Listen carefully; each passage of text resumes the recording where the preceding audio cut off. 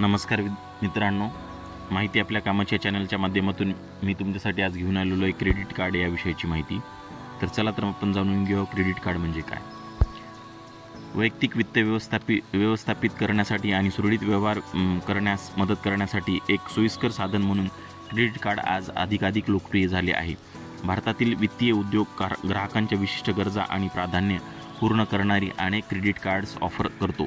आज भारतातील ग्राहकांसाठी उपलब्ध असलेल्या विविध प्रकारच्या क्रेडिट कार्डवर एक नजर टाकूया। पहिला प्रकार आहे मानक credit card, standard credit card. आज बाजारात ग्राहकांना उपलब्ध असलेला हा सर्वात मूलभूत प्रकारचा क्रेडिट कार्ड आहे। क्रेडिट मिळविण्याचा आणि दैनंदिन खर्च व्यवस्थापित करण्याचा हा एक सोपा मार्ग आहे। तथापि ही क्रेडिट कार्डे कोणतीही विशिष्ट वैशिष्ट्ये किंवा पुरस्कार देत नाहीत आणि ती केवळ मूलभूत क्रेडिट वापरासाठी आहेत। दुसरा प्रकार आहे बक्षीस credit card, reward credit cards. आज उपलब्ध असलेल्या सर्वात लोकप्रिय क्रेडिट कार्डांपैकी हे एक आहे। रिवॉर्ड क्रेडिट कार्डाद्वारे केलेल्या प्रत्येक व्यवहारांसाठी रिवॉर्ड पॉईंट देतात। हे पॉईंट नंतर भेटवस्तू, कॅशबॅक, वाउचर किंवा व्यापारासाठी रिडीम केले जाऊ शकतात। त्याच्यानंतरचा प्रकार आहे प्रवास credit card, travel credit card. ही कार्डे उत्साही प्रवाशांसाठी आहेत। ज्या ग्राहकांना प्रवासाची आवड आहे आणि ते सर्वात किफायतशीर मार्गाने करू इच्छितात ते कार्डाद्वारे केलेल्या प्रवासाशी संबंधित प्रत्येक खर्चाचा लाभ घेण्यासाठी ट्रॅव्हल क्रेडिट कार्ड वापरू शकतात। या बदल्यात ही कार्डे ग्राहकांना प्रवासाशी संबंधित इतर भत्यांसह एअर माइल्स, हॉटेल्स, सवलती आणि लाऊंज प्रवेश यासारखे फायदे देतात। त्यानंतरचा प्रकार आहे कॅशबॅक क्रेडिट कार्ड। ही कार्डे ग्राहकांना त्यांच्या खर्चाची टक्केवारी कॅशबॅक म्हणून परत मिळून त्यांचे पैसे खर्च करण्यापासून फायदा मिळवून देतात। ही कार्डे ग्राहकांसाठी योग्य आहेत जे त्यांच्या खरेदीवर थेट बचत करण्यास प्राधान्य देतात। प्रत्येक व्यवहारांवर मिळणाऱ्या कॅशबॅकची रक्कम कार्ड जारीकर्ता आणि केलेल्या खरेदीच्या प्रकारावर अवलंबून असतात। त्याच्यानंतरचा प्रकार आहे इंधन क्रेडिट कार्ड। इंधन क्रेडिट कार्ड्स निवडक पेट्रोल स्टेशनवर इंधन खरेदीवर सूट, कॅशबॅक आणि बक्षिसे देतात। ही कार्डे अशा ग्राहकांसाठी योग्य आहेत जे इंधन खर्चावर आपला भरपूर पैसा खर्च करतात। या श्रेणीमध्ये मिळालेले रिवॉर्ड पॉईंट इंधन खरेदी करण्यासाठी देखील वापरले जाऊ शकतात। त्याच्यानंतरचा प्रकार आहे premium credit card. Premium credit card ग्राहकांना विलासी आणि विशेषाधिकार प्रदान करण्यासाठी आहेत। या कार्डावर सामान्यतः जास्त वार्षिक शुल्क आकारले जाते आणि इतर सुखसोयींसह वापरतात। सेवा आणि प्रीमियम विमानतळ, लाऊंज प्रवेश यासारखे फायदे प्रदान करतात। ते सामान्यतः चांगले क्रेडिट रेटिंग आणि उच्च उत्पन्न असलेल्या ग्राहकांना ऑफर केले जातात। त्याच्यानंतर आहे व्यावसायिक क्रेडिट कार्ड। ही कार्डे उद्योजक आणि व्यवसाय मालकांची पूर्तता करतात। ते विशिष्ट फायदे प्रदान करतात जसे की खर्चाचा मागोवा घेणे, व्यावसायिक खर्चासाठी बक्षिसे आणि कॉर्पोरेट आवश्यकतांनुसार क्रेडिट मर्यादा। ही कार्डे दीर्घ व्याजमुक्त क्रेडिट कालावधींसह देखील येतात आणि व्यवसायाशी संबंधित फायदे जसे की रोख आगाऊ सुविधा, हॉटेल आणि प्रवास लाभ, विमा कवच इत्यादी। या व्यतिरिक्त व्यवसाय क्रेडिट कार्ड वैयक्तिक आणि स्वतंत्र ट्रॅक ठेवण्यासाठी मदत करतात। त्याच्यानंतरचा प्रकार आहे सुरक्षित क्रेडिट कार्ड। खराब किंवा मर्यादित क्रेडिट इतिहास असलेल्या व्यक्तींना सुरक्षित क्रेडिट कार्ड दिले जातात। ही कार्डे ग्राहकांनी जबाबदारीने वापरावेत आणि त्यांना क्रेडिट पुनर्बांधणी करण्यास मदत करावी यासाठी सुरक्षा ठेवींवर ऑफर केली जातात। त्याच्यानंतरचा प्रकार आहे को ब्रँडेड क्रेडिट कार्ड। या प्रकारची क्रेडिट कार्डे विशिष्ट ब्रँड किंवा कंपन्यांच्या भागीदारीत प्रदान केली जातात। ते ग्राहकांना त्या ब्रँडशी संबंधित बक्षिसे आणि ऑफर देतात आणि ब्रँडसाठी ग्राहकांच्या निष्ठेला बक्षीस देण्याचा एक मार्ग आहे। रिवॉर्डचा एक भाग म्हणून ही कार्डे काही वेळा ग्राहकांना विशेष कार्यक्रम आणि ब्रँडशी संबंधित खास डीलमध्ये प्रवेश देतात। त्याच्यानंतर क्रेडिट कार्ड्स तुमच्या तरलतेवर भार न टाकता खर्च हाताळण्याची किफायतशीर पद्धत देतात, परंतु त्यांचा विवेकपूर्ण वापर करणे आवश्यक आहे। तुमच्या जीवनशैलीच्या निवडी आणि आर्थिक गरजा लक्षात घेऊन क्रेडिट कार्ड निवडले पाहिजे, परंतु तुम्ही कर्जाच्या सापळ्यात अडकणार नाही याची खात्री करण्यासाठी ते नेहमी डेबिट कार्डसारखे वापरले पाहिजे। चांगल्या प्रकारे वापरल्यास क्रेडिट कार्ड व्यक्तींना त्यांनी ऑफर केलेल्या भत्यांचा लाभ घेत आर्थिकदृष्ट्या निरोगी जीवन जगण्याचा मार्ग मोकळा करू शकतात। क्रेडिट कार्डचे फायदे बघायचे मित्रांनो आपल्याला। क्रेडिटवर सहज प्रवेश. पहिला फायदा, क्रेडिट कार्डचा सर्वात मोठा फायदा म्हणजे क्रेडिट मिळवणे सोपे आहे. क्रेडिट कार्ड्स डिफर्ड पेमेंटच्या आधारावर कार्य करतात. याचा अर्थ तुम्हाला तुमचे कार्ड आता वापरता येईल आणि तुमच्या खरेदीसाठी नंतर पैसे द्यावे लागतील. वापरलेले पैसे तुमच्या खात्यातून जात नाहीत, त्यामुळे तुम्ही प्रत्येक वेळी स्वाईप करता तेव्हा तुमची बँक शिल्लक कमी होत नाही. त्याच्यानंतरचा प्रकार आहे क्रेडिट लाईन तयार करणे. Building a line of credit. Credit cards तुम्हाला क्रेडिट कार्डची लाईन तयार करण्यासाठी संधी देतात. हे खूप महत्त्वाचे आहे कारण ते बँकांना तुमच्या कार्डची परतफेड आणि कार्ड वापरावर आधारित सक्रिय क्रेडिट इतिहास पाहण्याची परवानगी देते. बँक आणि वित्तीय संस्था बहुधा संभाव्य कर्ज अर्जदाराची क्रेडिट योग्यता मोजण्याचा एक मार्ग म्हणून क्रेडिट कार्डच्या वापराकडे पाहतात, ज्यामुळे भविष्यातील कर्जासाठी किंवा भाड्याच्या अर्जासाठी तुमचे क्रेडिट कार्ड महत्त्वाचे बनते. त्याच्यानंतर EMI सुविधा. जर तुमची मोठी खरेदी करण्याची योजना आखत असाल आणि त्यात तुमची बचत बुडवायची नसेल तर तुम्ही पेमेंट पुढे ढकलण्याचा मार्ग म्हणून ते तुमच्या क्रेडिट कार्डवर ठेवणे निवडू शकता. या व्यतिरिक्त तुम्ही तुमची खरेदी सामान्य मासिक हप्त्यांमध्ये फेडणे देखील निवडू शकता.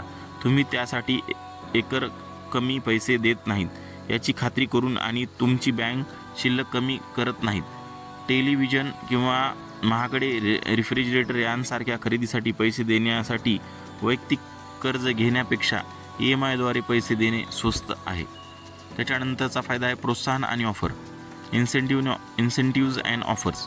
बहुतेक क्रेडिट कार्ड तुमचे कार्ड वापरण्यासाठी ऑफर आणि प्रोत्साहनांनी भरलेली असतात. प्रत्येक वेळी तुम्ही तुमचे कार्ड स्वाईप करता तेव्हा कॅशबॅकपासून रिवॉर्ड पॉईंट जमा होण्यापर्यंत ही श्रेणी असते, जी नंतर एअर माईल म्हणून रिडीम केली जाऊ शकते किंवा तुमच्या कार्डची थकबाकी भरण्यासाठी वापरली जाऊ शकते. कर्जदार क्रेडिट कार्डद्वारे केलेल्या खरेदीवर सवलत देखील देतात, जसे की फ्लाईट तिकीट, सुट्टी किंवा मोठ्या खरेदीवर तुम्हाला बचत करण्यात मदत होते. त्याच्यानंतरचा फायदा आहे लवचिक क्रेडिट. Flexible credit. क्रेडिट कार्ड्स व्याजमुक्त कालावधीसह येतात. हा कालावधी असा असतो ज्या दरम्यान तुमच्या थकबाकी क्रेडिटवर व्याज आकारले जात नाही. 45 ते 60 दिवसांच्या दरम्यान तुम्ही तुमच्या क्रेडिट कार्ड बिल पेमेंट तारखेपर्यंत संपूर्ण शिल्लक रक्कम भरल्यास तुम्ही विनामूल्य अल्पकालीन क्रेडिटचा लाभ घेऊ शकता. अशा प्रकारे तुमच्या क्रेडिट कार्डवर थकबाकी असण्याशी संबंधित शुल्क न भरता तुम्ही क्रेडिट ॲडव्हान्स फायदा घेऊ शकता क्रेडिटचा. त्याच्यानंतरचा फायदा आहे खर्चाची नोंद. Record of expenses. क्रेडिट कार्डाद्वारे केलेली प्रत्येक खरेदीची नोंद करते. तुमच्या मासिक क्रेडिट कार्ड स्टेटमेंटसह पाठवलेल्या तपशिलावर सूचीसह हे तुमचे खर्च आणि खरेदी निर्धारित करण्यासाठी आणि ट्रॅक करण्यासाठी वापरले जाऊ शकते, जे बजेट तयार करताना किंवा कर उद्देशांसाठी उपयुक्त असू शकते. प्रत्येक वेळी तुम्ही तुमचे कार्ड स्वाईप करता तेव्हा सावकार तात्काळ अलर्ट देखील देतात. त्यात अजूनही उपलब्ध असलेल्या क्रेडिट रक्कम तसेच तुमच्या कार्डावरील सध्याच्या थकबाकी यांचा तपशील असतो. त्याच्यानंतरचा फायदा आहे खरेदी संरक्षण. Purchase protection. क्रेडिट कार्ड खरेदीसाठी विम्याच्या स्वरूपात अतिरिक्त संरक्षण देतात, जे कदाचित हरवतील, खराब होऊ शकतात किंवा चोरीला जाऊ शकतात. जर तुम्हाला दावा दाखल करायचा असेल तर क्रेडिट कार्ड स्टेटमेंटचा वापर दाव्याच्या सत्यतेची खात्री देण्यासाठी केला जाऊ शकतो. क्रेडिट कार्डची तोटे पण आहेत काही. किमान देय सापळा. क्रेडिट कार्डचा सर्वात मोठा फायदा म्हणजे बिल स्टेटमेंटच्या शीर्षस्थानी प्रदर्शित केलेली किमान देय रक्कम. अनेक क्रेडिट कार्ड धारकांची किमान रक्कम ही त्यांना द्यावी लागणारी एकूण देय रक्कम आहे असा विचार करून फसवणूक केली जाते. जेव्हा कंपनीने क्रेडिट सुविधा मिळविणे सुरू ठेवण्यासाठी तुम्ही भरावे अशी अपेक्षा असते, ती किमान रक्कम असते. त्यामुळे ग्राहक त्यांचे बिल कमी आहे असे गृहीत धरतात आणि त्याहून अधिक खर्च करतात. त्यांच्या थकबाकीवर व्याज जमा करतात, जे कालांतराने मोठ्या आणि अनियंत्रित रकमेपर्यंत वाढू शकते. लपवलेले खर्च हिडन कॉस्ट. क्रेडिट कार्ड सुरुवातीला साधी आणि सरळ दिसतात, परंतु त्यात अनेक छुपे शुल्क असतात जे एकूण खर्च वाढवू शकतात. क्रेडिट कार्डमध्ये अनेक कर आणि शुल्क असतात, जसे की उशिरा payment fee, joining fee, renewal fee आणि प्रोसेसिंग फी.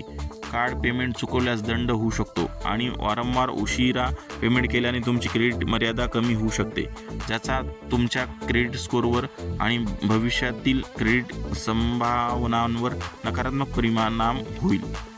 त्याच्यानंतरचा तोटा आहे अतिवापर करणे सोपे, easy to over use.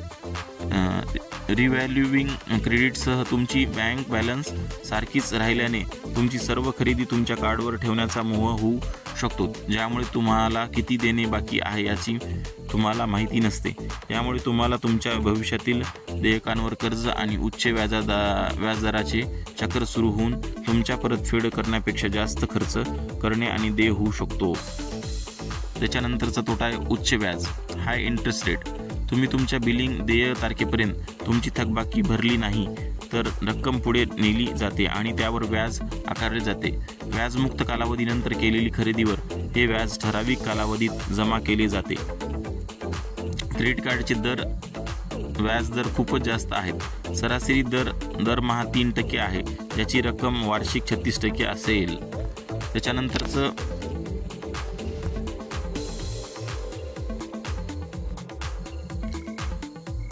Credit card फसवणूक. जरी सामान्य नसले तरी तुम्ही क्रेडिट कार्डच्या फसवणुकीला बळी पडण्याची शक्यता आहे.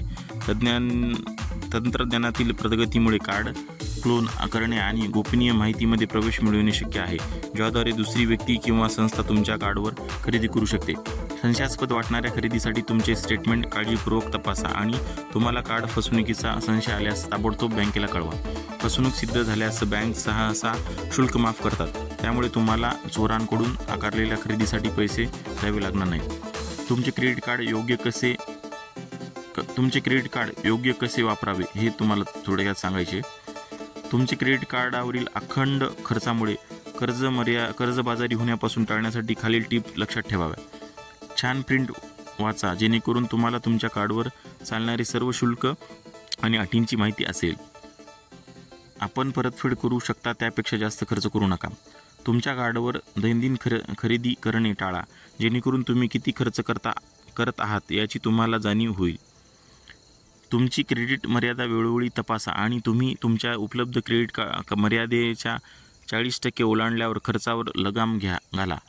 कार्डच्या थकबाकीवर व्याज भरावे लागू नये यासाठी तुमच्या कार्डावर ठेवलेल्या मोठ्या खरेदीसाठी EMI पर्याय निवडा. आणीबाणीसाठी नेहमी तुमच्या क्रेडिट मर्यादेच्या किमान 40% ठेवा. तुमच्या खरेदीची योजना करा आणि तुमचे कार्ड फक्त नियोजित खरेदीसाठी वापरा. तुमच्या क्रेडिट कार्डवर आवेगाने होणारी खरेदी टाळा. व्याजाचे शुल्क टाळण्यासाठी नेहमी तुमच्या क्रेडिट कार्डची बिले दर महिन्याला पूर्ण भरण्याचा प्रयत्न करा. कार्ड पेमेंट कधीही चुकवू नका, कारण यामुळे जास्त शुल्क आणि मोठा दंड आकारला जाईल. तुम्ही तुमच्या कार्डवर जास्त खर्च केला असल्यास बँकेकडे जा. ते तुम्हाला कर्जामध्ये खोलवर पडू नये म्हणून निश्चित व्याजदरांसह पेबॅक योजना तयार करण्यास मदत करू शकतात. धन्यवाद मित्रांनो. व्हिडिओ आवडल्यास चॅनलला लाईक, शेअर आणि सबस्क्राईब करायला विसरू नका. धन्यवाद.